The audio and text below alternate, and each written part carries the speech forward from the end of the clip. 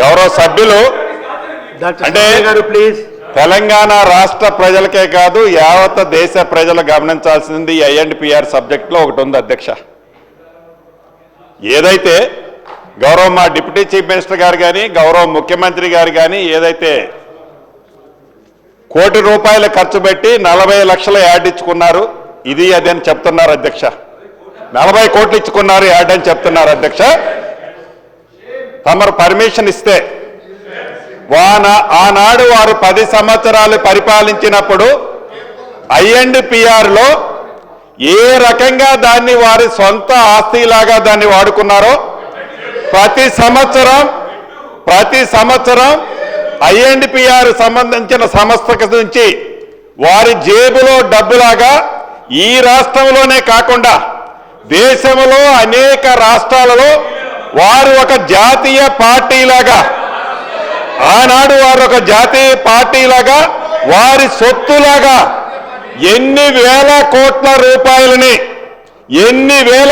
రూపాయలని ఐఎండ్పిఆర్కి అక్రమంగా మళ్లించి దాన్ని ఖర్చు పెట్టుకున్నారో తమరు అనుమతిస్తే ఈ సభలో ఈ ప్రభుత్వం చర్చ పెట్టడానికి సిద్ధంగా ఉంది అధ్యక్ష. రెండవది వారు మళ్ళీ మాట్లాడుతున్నారు, ఇందాక చెప్పాను కదా పింక్ కలర్ అని.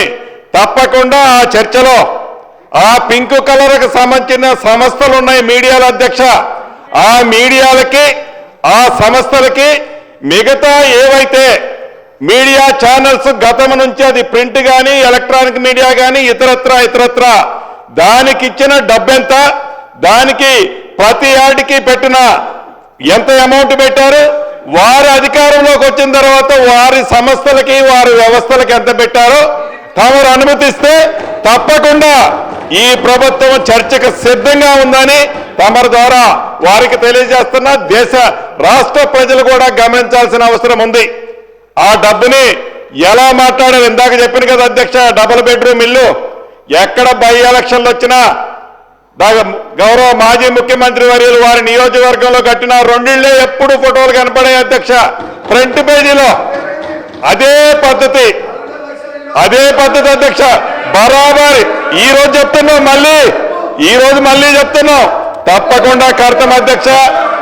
ఇది ఇందిరమ్మ ప్రభుత్వంలో ఏ ఒక్క వ్యక్తికి సంబంధించిన విషయం కాదు అని తమరి ద్వారా గౌరవ సభ్యులకు తెలియజేస్తున్న అధ్యక్ష.